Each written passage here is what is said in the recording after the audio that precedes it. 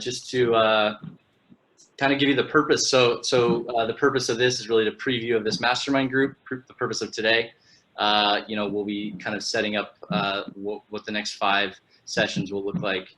The outcomes for today are just to give you guys a little better understanding of sales, a better understanding of marketing, and then the decision that you'll make at the end is, if you want to join this mastermind group. I want you guys to remember these 3 words, and there's one more. So purpose, outcomes, decisions, and the next one is agenda. So I want you guys to remember those 4 words. They're going to become relevant later. It's not really a quiz, but sort of. So as far as an agenda today, Adam's going to give a little intro. Then I'll talk a little bit about Cultivate and myself. We'll go into some marketing 101, do a little bit of sales 101, and then share the schedule for the mastermind with you guys. So before I kick it over to Adam, does anyone have any questions just right off the bat, or anything that we want to get answered before the end of today? Feel free to share in the chat or in the or come off mute and share. Not, we'll roll into it. All right, Adam, you want to kick us off? Yeah. So for all of you, thanks for joining. As we started the call, the situation that we're all in is to be determined, right? Some of us have jobs. We know when we're going back. Some of us have the hope that we go back. This entire mastermind that we're putting together is to give you the opportunity to be in control. Some of you know what Innovate AT is in and out. Some of you are kind of looking over the fence, trying to figure out what it is. And some of you might not have any idea because you might be new to our different communities that we're building. In a nutshell, everything that we're putting together is focused on you as a professional to help you be successful. So we're building out an entire content repository. We had that summit in Tulsa where we're really bringing like-minded professionals together that are thinking this way, thinking outside the box, and giving you guys the opportunity to be successful in ways that you might not have ever dreamed before. Our traditional model is focused on let's be an employee, let's get a 401k, let's be comfortable. But we're looking at, well, what if we give the individual athletic trainer the opportunities to drive their own bus? And to be successful as an independent practitioner, independent business owner, sales and marketing is super important. So talking with Hayden and their entire team, they bring so much knowledge, wealth, expertise to what we're building that it's really going to be exciting to see what this mastermind can do for you guys as an individual. So this is, as Hayden mentioned, like the kickoff, like let's kind of see, let's test it. And then the next 5 are going to be really in-depth discussions where you guys can bring your ideas to the table and Hayden can really start to give some expertise. And he's going to give his background, he's going to give his bio, and you guys are going to realize, okay, Innovate AT is bringing non-traditional resources to us. It's not a bunch of athletic trainers talking to athletic trainers about athletic training. It's really, hey, this is how business works. This is how sales and marketing and scalability works. So it's kind of like, hold on to your seat, like let's get going. And I'm excited for this one. And then I'm excited to see what else you guys want us to bring to the Innovate AT community. So with that, Hayden, it's all yours. Awesome. Thank you. So just real quick, I want everyone just to, as a little practice, just to type their name and location into the chat real quick if you guys are on your computers, just so we can make sure that everyone has that capability there.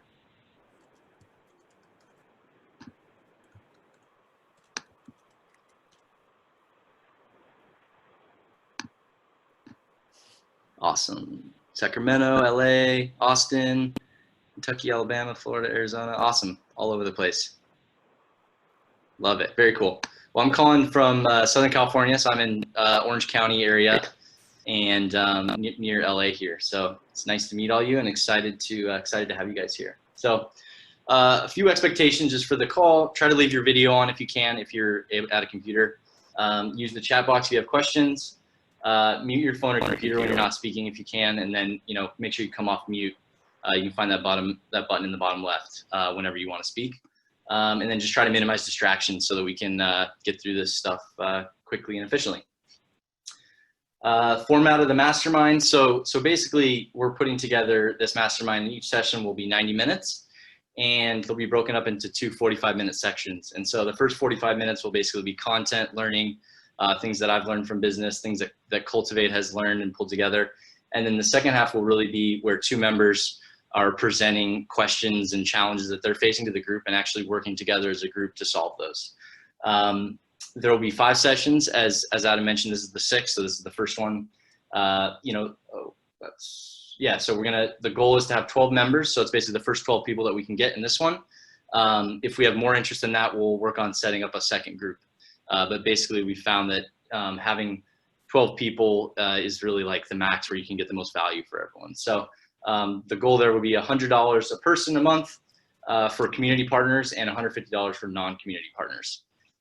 So that's kind of the structure and format of the mastermind that we're looking at. So will this make sense for you? There are really a couple things here. Are you eager to learn? Are you coachable and hungry for change? Those are kind of key components of what will make this a success for you as far as being in this mastermind group. Now I'll tell you a little bit about myself, a little bit about Cultivate Advisors. So Cultivate, as Adam mentioned, we're a group of full-time business advisors. So I work one-on-one with startups and small businesses to really help them with their processes and systems to help them scale. So our mission at Cultivate is to partner with committed entrepreneurs in propelling their businesses beyond expectations. So as you'll see, they're committed is a big part of what we make sure that people honor, because that's a big part of us being able to help them, is they have to be committed to what they're doing. So that's really important to us there. As far as Cultivate Advisors goes, we were ranked last year number 280 on Inc. 500's fastest growing companies. So what we're doing is really working, and we're growing as a company, and we're able to apply a lot of what's working about our business to other business owners that we work with. As far as myself, I think you guys have maybe seen this through the emails and communication that Adam sent out, but I started a business in 2012 called Liquid IV, which is an electrolyte drink mix product. Helped scale that business up to the point where we're now in 30,000 retail locations across the country. We've sold over 100 million servings of that product. So I've taken something from absolutely just a crazy idea to scale. So I've been there before, and now what's really cool is I get to work with a number of business owners and trying to help them do the same thing.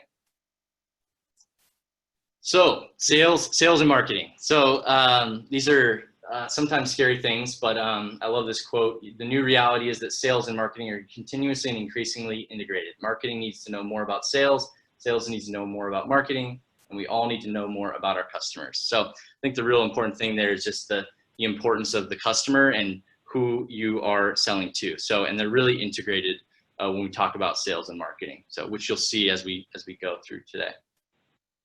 So Marketing 101. So we're going to kick things off first talking about marketing, and then we'll go into sales after that. So as you like to see at Cultivate, we always throw in fun little GIFs, GIFs, however you say it, just to keep things light. So you'll see some animal themes throughout and some goofy GIFs. So got to keep things fun. So what is marketing anyways? Like, really, what is it? So marketing is really the activity, set of institutions and processes for creating, communicating, delivering, and exchanging offerings that have value for customers, clients, partners, and society at large. So this is just like kind of like a definition of what marketing is, but marketing is very, very broad and there's a lot to it. So today we're going to go into a little bit of detail of like the process of kind of like figuring out who you're marketing to and why. One of the great marketers is a person named Seth Godin. So I don't know if you guys have ever read any of his books. Definitely someone to look up. A great quote from him: "People don't want what you make; they want the way it will make them feel, and there aren't that many feelings to choose from." And I think the same thing goes for a service. People really, really attach to things that make them feel good and make them feel better and healthier and happier. So there's definitely something to be said there about the way you're going about your marketing. So this is something that, we really approach things one bite at a time at Cultivate, because there's just so much to unpack. So we're just going to do like a little bit at a time. And especially today, we're just going to kind of like put our toes in. We're not going to go real deep. And that when those other sessions will actually end up going a lot deeper. So just to kind of give you guys a little bit of frame of reference there. Oh, there we go. So why do we need a marketing plan? So I'd be curious if everyone could just type in the chat box, like why you think you need a marketing plan, what's important about a marketing plan, what is a marketing plan, if in your thoughts. Anyone throw in the chat there, I'd be curious to see kind of what your guys' thoughts are.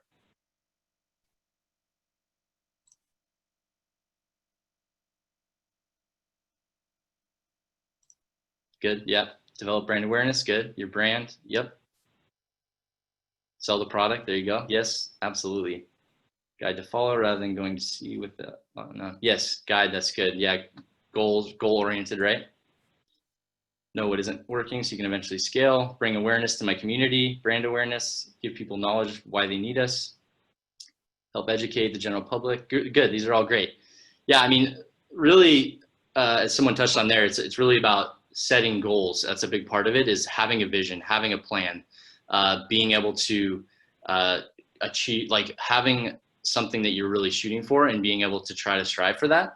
And then what this marketing plan will do is it'll really fill the sales funnel, help you gain exposure, and help with legitimacy. So it builds the brand, as you said, it helps with sales, gains exposure, and really helps you increase your revenue in the end. So those are all good kind of reasons on why you need a marketing plan. So awesome. So luck is not a strategy. This is good. So a lot of times as marketers, as people running a business, we sometimes just throw money at marketing and just say hope that it'll work.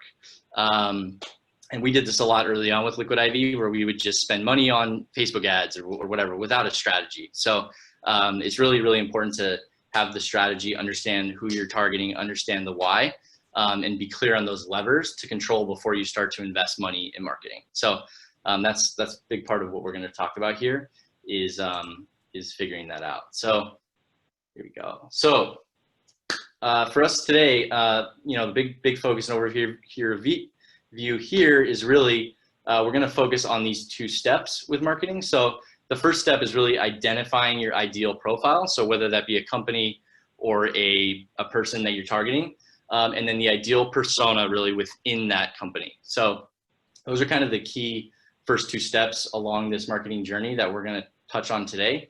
These other 3 we'll talk about in one of the future sessions. But yeah, these steps are the what, the who, the where, the how, and then tracking and tweaking and fixing and adjusting from there. So ideal profile, the what. So this is really like the traits of the company that we use for targeting. So who are we going after, whether it be a company or a person? Go ahead, Adam. And for the athletic trainers, the reason this is so important when you talk about the what and the ideal profile is athletic trainers really can treat everybody, right? As long as it's a musculoskeletal injury, we know that we can help them out. But if we put resources and a strategy towards everyone that has muscle and joints, we're never going to be successful. So as you listen to what Hayden is going through, really identify, okay, who are the sports that I've worked with? Which athletes did I resonate the most with? What coaches loved my service? So if you are going either into private practice or starting your own business, that's who you're going to start to target. But also, if you are not looking to start a business, that's okay. Understanding who exactly you love to work with is going to help you be successful when you talk with coaches. So I kind of want to bring the just sales and marketing conversation back home to athletic trainers that really start to think about who do you like working with and then start to identify that persona. Absolutely. Yeah. So that, like Adam said, so that really creates our target.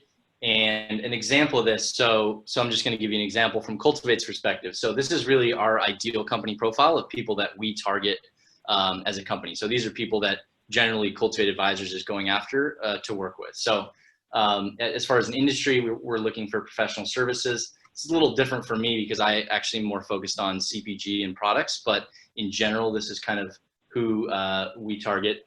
Geography, North America. So we're generally looking for people within the US or Canada and Mexico.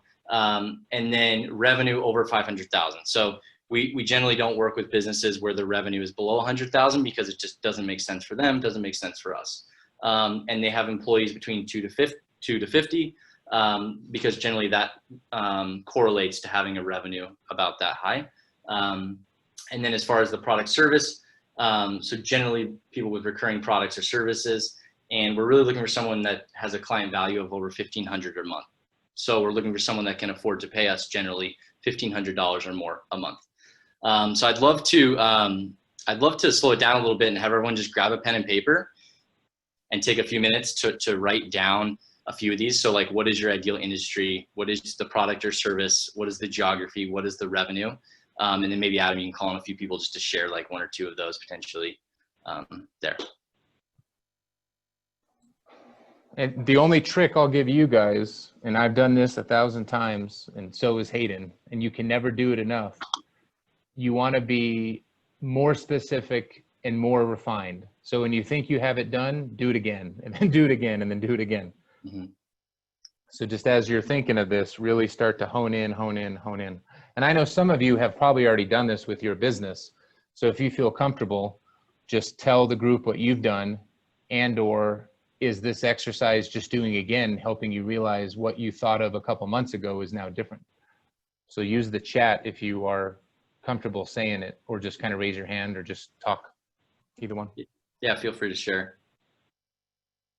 Or you're going to get called on. That's also going to happen.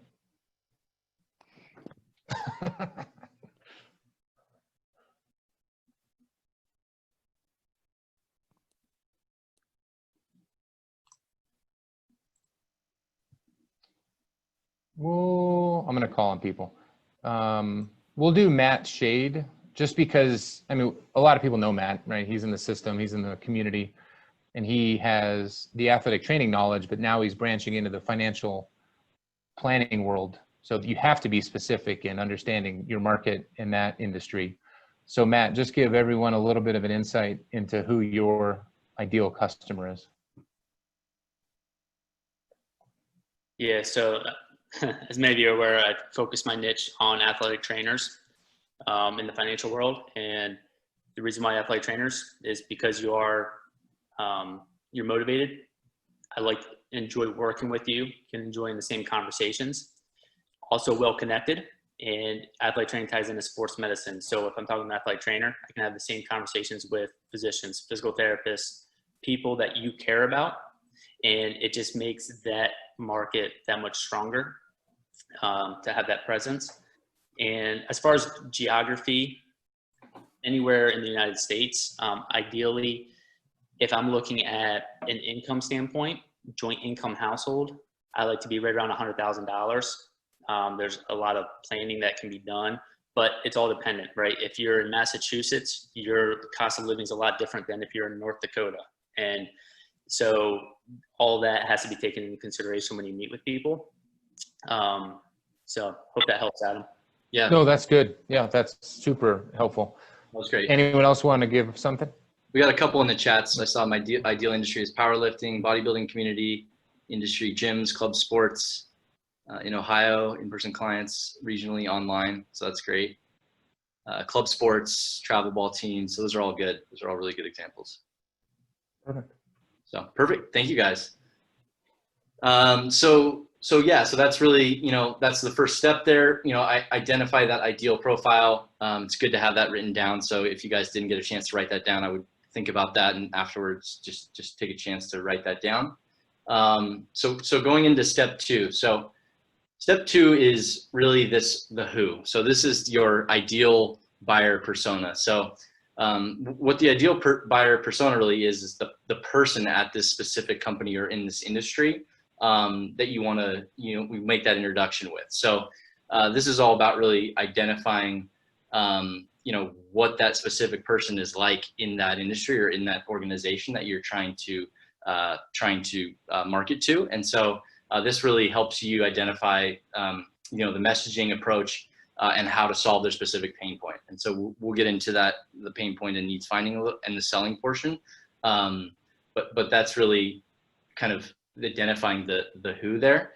And an example, just to give you guys an example. So from Cultivate's perspective, we really have identified 5 buyer personas. And so originally we had 2, and we've expanded it into these 5 groups. And so we found that businesses tend to be within these 5 different stages. So generally a hustler is your very early stage entrepreneur, someone who maybe has an idea or is just getting going, all the way up through an influencer, which in our world, not in the social media world, but is a business that is really thriving, has leadership teams, a lot of structure and systems in place. And so we've identified within each, in between those, there's really an experimenter, visionary, and systemizer. And there's differences between each of those. And so each of those business owners personas really has different needs. And so some of them they really need revenue and sales. Some of them they need a little bit more recruiting and productivity. So there's different things that they need. So they're identifying those personas allows us to market to them to help them really solve those needs, because that's our job, is to really solve their challenges there. And these can overlap. So buyer personas can overlap. So I just wanted to show that, like, some of ours, I'll have people that are oftentimes in between hustler and experimenter, or in between an experimenter or visionary. So there's definitely some overlap that can happen, between those. So, and just to just to kind of wrap there. So basically, we just went through the ideal profile, the what, and identifying the ideal buyer persona, the who. And so those are really like the first two steps that are going to be super important for you. What we'll identify in our next mastermind session is really the where, the how, and then tracking everything. And so those require a little bit more time, and they're just very more in depth. So we're going to save those for next time, but we'll show you guys like how to identify each of those in the next session. Before I head on to sales, any questions? I know it's a lot of this is like high level overview stuff, but we're definitely going to get into more details as we go along. And what we'll be doing too as part of the masterminds, we'll have like workbooks where you guys will actually fill stuff out, and stuff that you'll be able to take home with you to use with your businesses. So cool. Let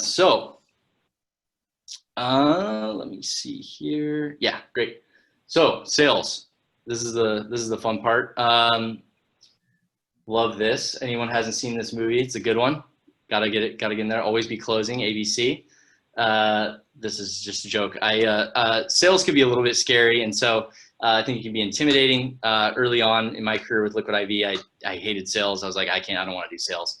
And what I found is that if you are either in the service business or the product business, you're either selling a product or you're selling yourself or the service. So you have to really, you don't have to like sales, but you have to learn how to do it and get comfortable with it. And so I challenge myself to get better at it, and I'm constantly figuring out ways to get better at it. So I would challenge you guys, if you're not a fan of sales, to look at it from a perspective of challenging yourself and trying to improve upon it and get better about it.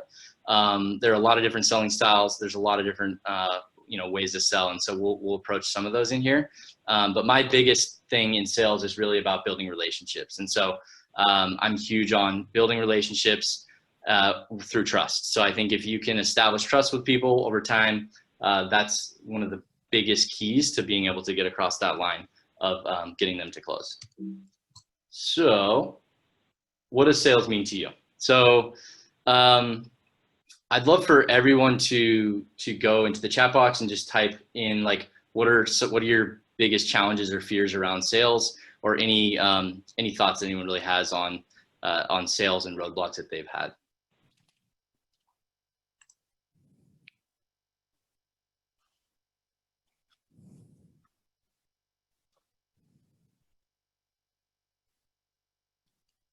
Price services, that's good. Yep. Monetizing athletic services, good. Sounding gimmicky, sounding rehearsed, not being genuine. Yep, that's really good. Determining my worth. No experience with traditional sales. Good. Yeah. Okay. Those are all good stuff. Yeah. So we'll definitely be covering all these in our sessions. Today, I'm going to kind of give you guys a high level overview of like the sales process that we use internally at Cultivate. So hopefully it'll be something that you guys can take with you and put into practice.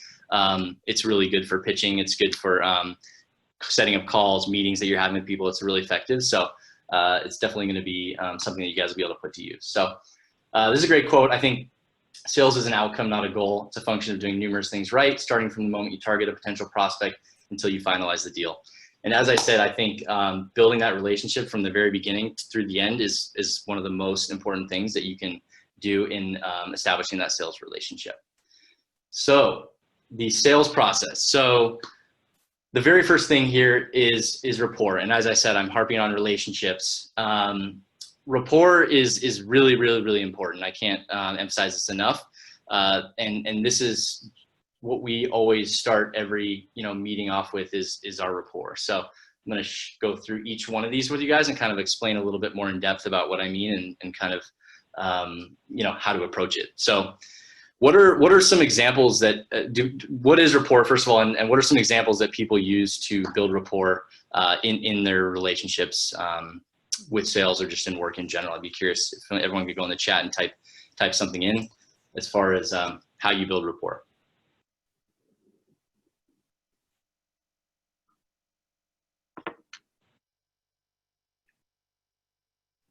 Good. Trust. Yep. Accountability. Okay.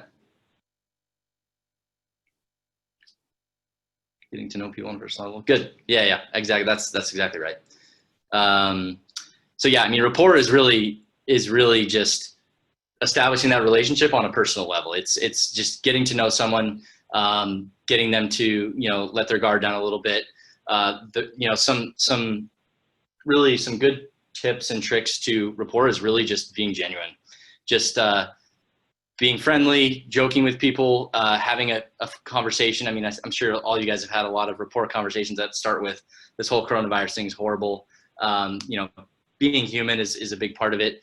Being curious and interested in people, asking them how their week's going, how long have you been in business, how long have you lived here, do you like what you do? So I think just getting to know people on a personal level, a lot of times, starting out without going into the business details is really important there, and it's going to set you up for success along this along this sales process. So the take a moment to build a relationship. Like I said, I know I've reiterated it a lot, but it's really important. I can't emphasize it enough. So the second step. So PODE. Does anyone can anyone tell me what PODE stands for? I started it out in this call with the PODE, but I would be curious if anyone could name what those stand for.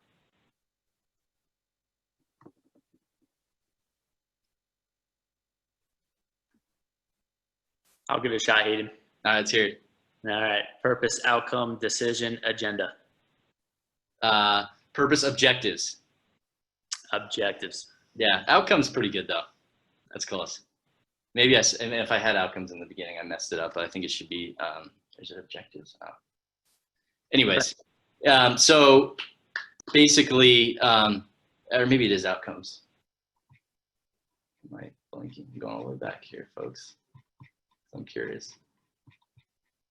No, I'm not going to do that. You guys are seeing my screen. Okay, so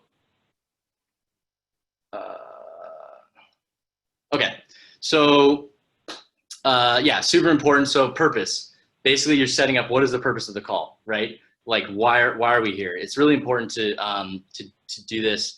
The whole point of this is really to set expectations. So you're setting expectations for them as far as making sure that you're leading the discussion and that they know that this is your call and this is your sales meeting. So you really set the purpose there. What is the purpose of this call? What is the purpose of this meeting? The next is the objectives. What are the objectives of this meeting? Like what are we trying to accomplish essentially? Objectives, what are the outcomes? What are we trying to get accomplished here? The third is agenda, and I know I had them backwards in my beginning slide there, but what is this call or what is this meeting going to look like? What are the items that we're going to cover? That really shows clarity on what you're going to be discussing. And the last part that's really important is decision. A lot of times people in their first meeting or first call try to sell to the last step. You're really selling to the next step. So the only decision, an example of this is we do an initial call with people through Cultivate, where the only decision that we're trying to get them to make is go to a 2-hour free advising session.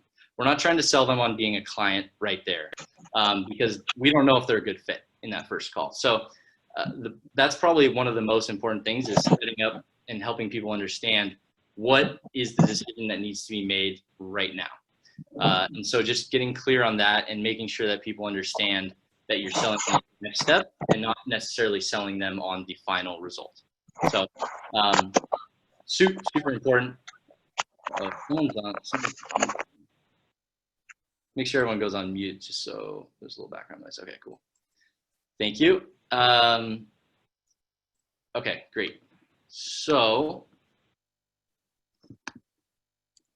So the next step is needs finding. So what's really important when you're doing your sales process is actually figuring out what the need of the person you're selling is. So what is their pain points? What keeps them up at night? And the way that you want to go about this is by asking open-ended questions. So when you're talking with people and doing sales, you don't want to ask them yes or no questions because it doesn't allow them to elaborate and to explain things to you. So you really want to ask open-ended questions, and you really want to ask we call it the 5 whys. So 5 layers deep of asking why. So if someone tells you their problem is they don't know how to do something, it's why don't they know how to do it? And so you continue going layers upon layers deep of understanding what the real root of that problem is, instead of just the initial thing that they maybe told you that they thought it was. There's usually multiple layers below that to actually get to where that solution is. And the point of doing this is you're really trying to create a gap. So you're trying to create a gap between where they are and where they want to go. And your job is to fill that in the middle and really solve that for them. Did someone raise their hand? Was that you, Adam? No, it was me. And okay. Sometimes the reason this is challenging for athletic trainers is we have to take off our athletic training hat and put on our business owner / sales hat, that people come to us looking for the answer. So we don't go through this Q&A session trying to find out what they want. We know what they want before they even come to us. If we see someone go down on the field with an injury, we know the mechanism, we're going to know what the outcome is going to be. So that's part of this whole learning process, is you have to change your mindset to really understand in the moment, am I trying to make a sale? I'm not telling them that they need to train with me. I'm not telling them they need to buy sessions with me.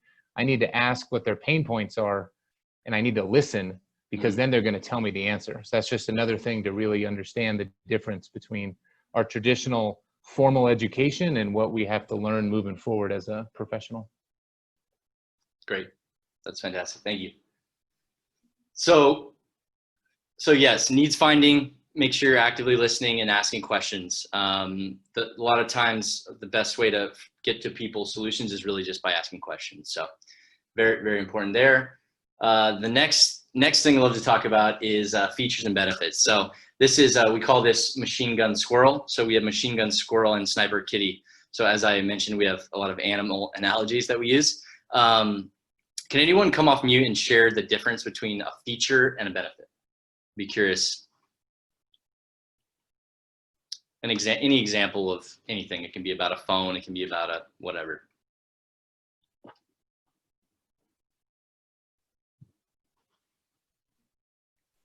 I mean, I'll take a shot at it. So for an iPhone, a feature would be a super duper or whatever the new type of camera is. That's a feature of it. And the benefit is that you get a clear picture retina display, or that you can see the hairs on the machine gun squirrel. Right. Yeah, that's good. Yeah, I mean, I think, an example with a phone would be just like, a feature is an app, and the benefit is whatever that app is able to do for you as far as like marketing or social media, or right. And so it provides value too. So, we really don't want to be feature dumpers. So a feature dumper is a machine gun squirrel where you just spray features and you don't relate it back to the need. So you really want to apply those features back to the need of the person to make sure that they're understanding the benefit of it and not just what the feature is. So hopefully that makes sense. This is Sniper Kitty, which you want to be more like. So you want to be much more precise with your with connecting the feature to the benefit and how it relates back to the need of that person. So that is that's super important when you're figuring out the features, when you're figuring out the needs of a person and showing them how you're able to actually solve that. So this is a big important piece of the sales process and actually being able to get people across the line there. And once again, to tie it back to athletic training, our skills and our education allows us to take them from prevention all the way back to return to play.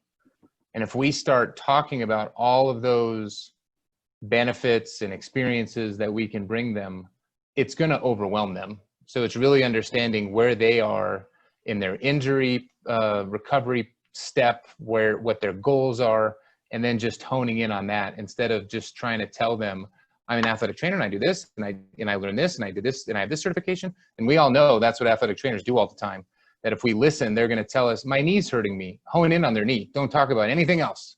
Just hone in on what you know you can help them with their knee, and they're going to love you. Right.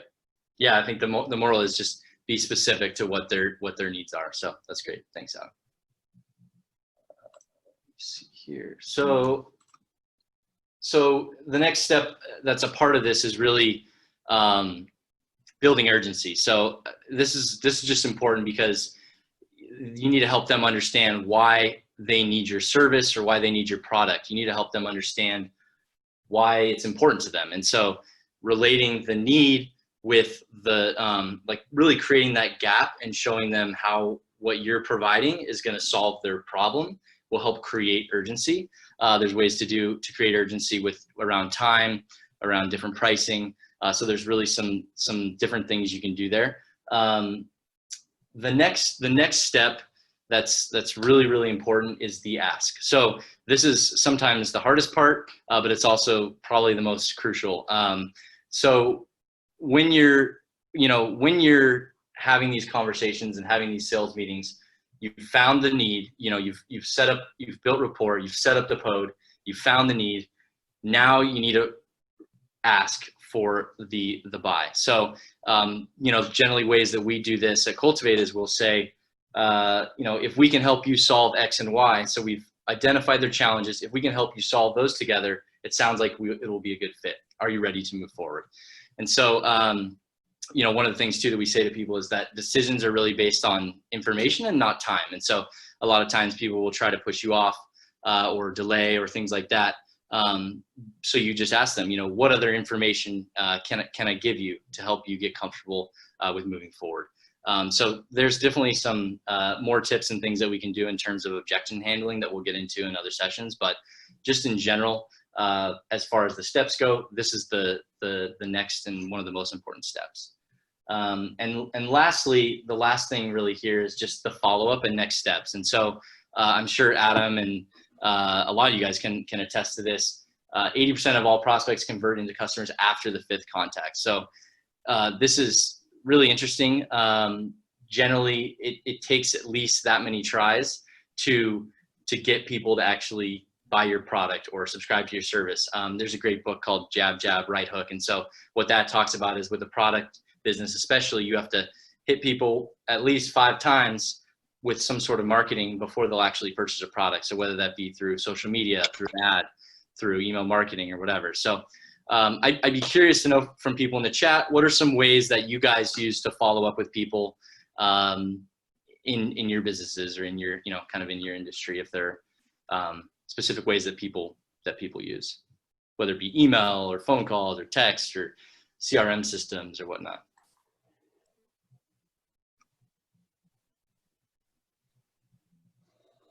Nice. Instagram, good. Great. Email, text, social, yep. FaceTime, that's good. Yeah. That's great. Yeah. Yeah. Those are all really good. One little trick that I learned recently is actually on LinkedIn, you can message people with a video call. So if you go on your phone through LinkedIn, I'll send people an actual voice recorded message as a way of following up. I also use a thing on my computer called Screencastify, and that's an app where I will record something, whether it be a roadmap that we built out, and I'll actually record a video like this talking to it, and then I'll send that to them. And so those are just 2 good little kind of hacks that actually get better engagement. People tend to answer those, yeah, like that, send videos, exactly. So people tend to watch those and listen to those, either messages or videos. So those are some good ways to actually really follow up there. So, all right. So I want to take a little poll real quick.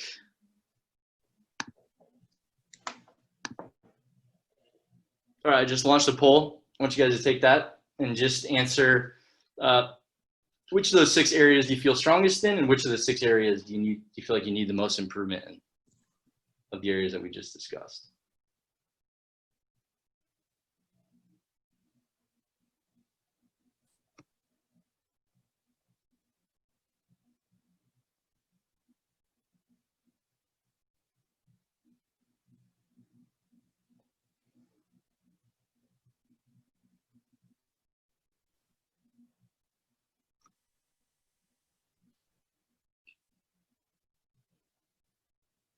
Good. Yeah, it looks like most people are rapport is the strongest, which is good. You guys are personal people. You're working with your athletic trainers. You're working with athletes and students and people. So I'm sure you guys are really good at that.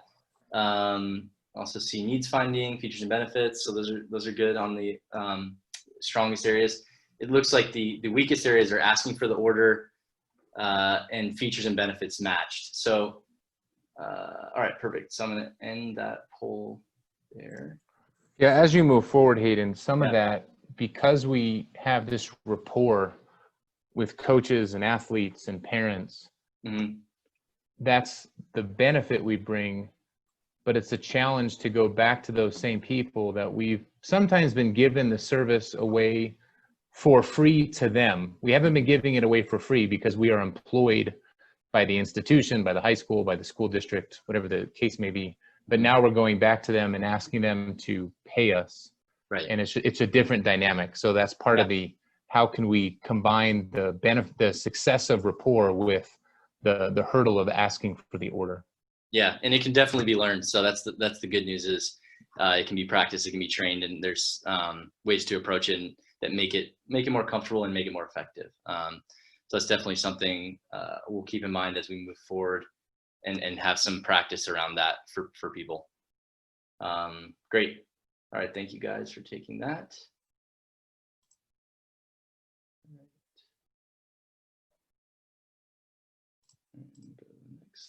Okay. Cool. So that comes to the end there of just that of this marketing and sales, a little bit of an overview for you guys. As far as our schedule for the mastermind, we're basically, the plan is to do it every the last Wednesday of the month starting in June. So we'll have 5 months. The first one will really be on sales for the athletic trainer to the public. Marketing for the athletic trainer to the public will be the second. Then we'll dive into financials, so looking at cash flow, expenses, budgets, pro formas.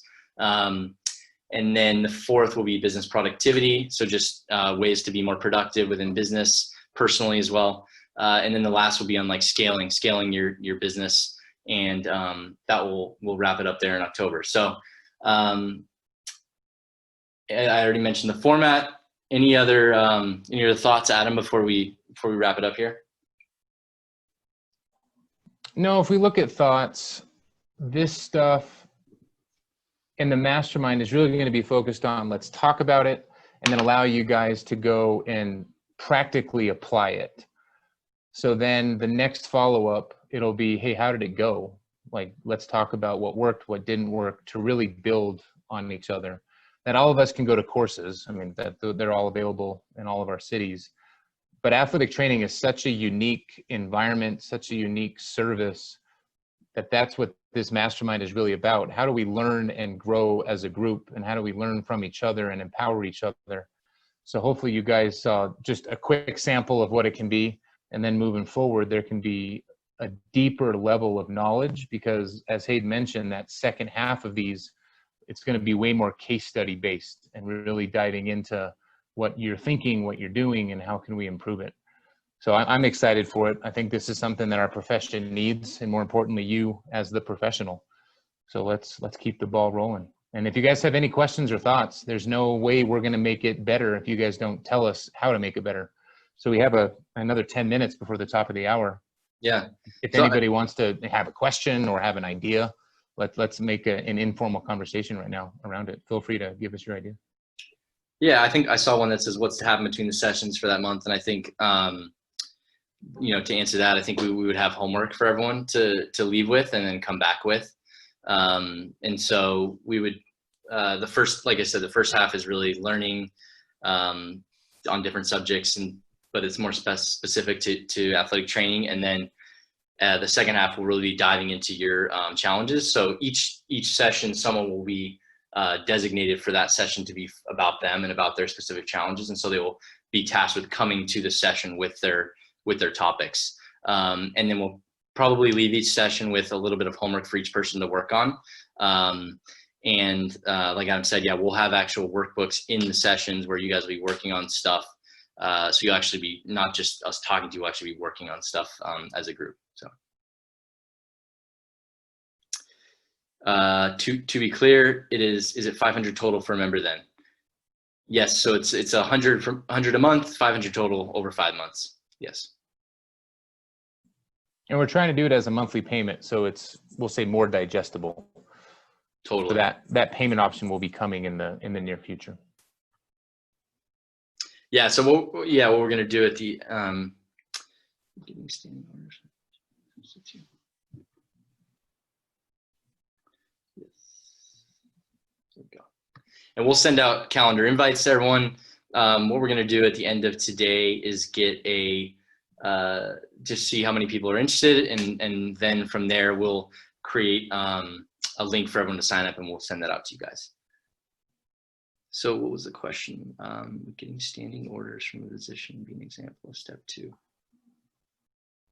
So is the Adam? What discussed today? Or from a physician be an example of step 2. What was step 2? I'm trying to remember exactly what step 2 was. The persona, so the buyer persona. So I guess. No, that's a great question. We can kind of be specific on that. And I talk about this all the time. Athletic training creates an environment when we get a job, right? If we graduate or if we get a new job after we've been a professional for a while, everything is set up for us. You don't have to go out and find providers. You don't have to go out and find standing orders physicians, because the institutions did it for you. The school district, the hospital, the pro team, they're all set up. Once in a while, right, the outlying situation is, yeah, you start a new program and you had to do it. Most of the time, you go into these environments and everything is set up. So when we start talking about athletic trainers going into private practice, they're having to do things they've never had to do before. And if you go to a provider that works within one of those institutions and you say, hey, doc, you and I have a great relationship, both personal and professional. I would love to go out and do athletic training in my private practice. That provider might tell you, yeah, no problem. I love you. Like, we have a great relationship, no problem.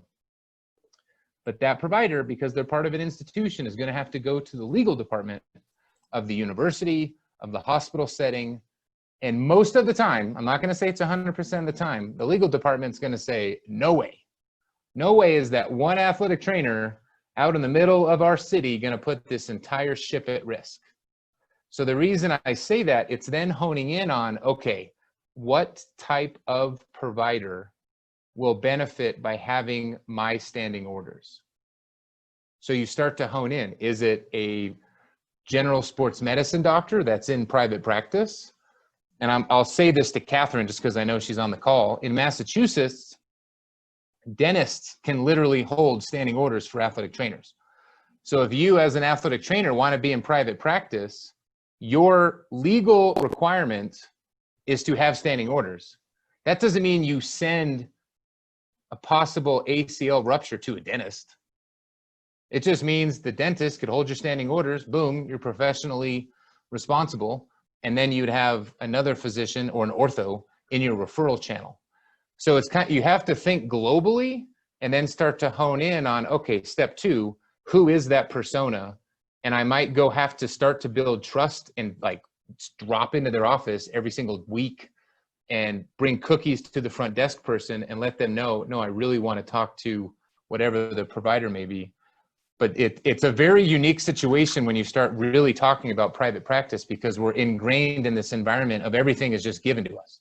So you really have to understand not just who your customer is, but who all the other players are, right? What type of PTs do you want to work with in your town? Chiropractors, massage therapists, what type of coaches, what type of sports? So that's why I said earlier, you want to hone in and then hone in again and go in again and again and again.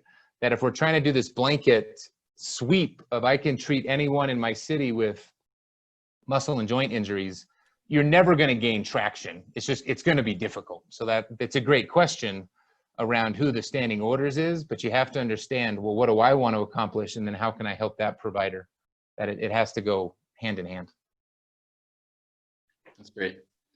I see a question from Brian. Is it something that will be offered again or later dates, or is it a one-time thing? So we're just starting with the 1, and then if we get 12, the goal is to get 12, and if we have more than that, then we'll start a waiting list for like a second group. If we only want to attend a few of these, could we, or is it an all or nothing deal? Yeah, the goal is really to have it as one long, really 5-month deal where we have everyone working together and supporting each other and collaborating. So we would really want you to be there for all the sessions. Yeah. Yeah, and that's the difference between a mastermind and just one-off courses. So this is a mastermind that you guys will be working together and holding each other accountable. Where if you go to a course, you might buy a book. If you do it, or if you don't do it, it doesn't matter. No one's holding you accountable. So we really want to make this a mastermind. And then I'll kind of answer Adam's. Yeah. Great question. We haven't even talked about it, right? So with new ideas and new products, you learn from your customers, hey, what are we going to provide? That I think providing accountability and support to you guys throughout can be beneficial. It just can't be overkill where Hayden and I are getting 20 emails a day and it's taking 5 hours of our time away. But for me, I know if I can be there to support the community at large, that's a major benefit. So I will be available. And then to your question about the Innovate AT community, that really is what we're building. And there's a lot of stuff that's coming in the future that will really focus on that engagement piece. How do we ask questions? How do we answer questions? So I know we can't give too much away during the month, because then that's not a mastermind anymore. That's like private coaching. But if you have Q&A here and there, we can definitely be available for those.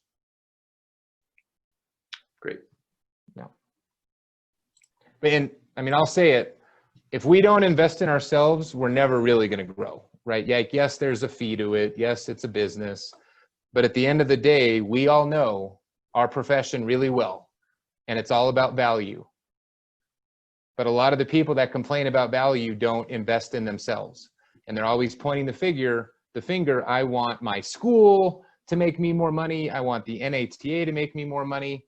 And within Innovate AT, the reason I'm kind of putting all these together, it has to be about us, right? And it has to be about ourselves. That if we invest and there's tools and there's resources, that investment is going to yield a return on investment, because we're given the tools to be successful. And it's not for everyone, right? So I'm not trying to do a preach session here. But if we really want the value of our skill to advance, we have to invest in ourselves. And that's what I've seen as the biggest difference between some of the most successful athletic trainers and some of the athletic trainers that talk about it, is athletic trainers have spent time and resources and literally money on themselves, and they've taken their career to the next level.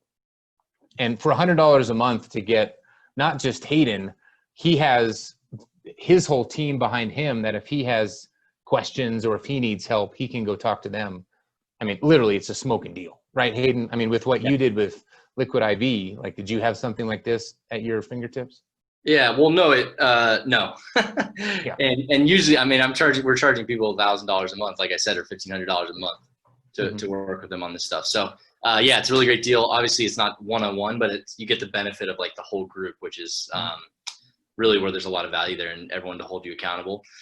So yeah, great deal. I think yeah, I'm looking forward to it. I'm excited to jump in and really help you guys and work with you on it. So would love to. So hopefully we're able to do it as a group. Yeah, let's do it.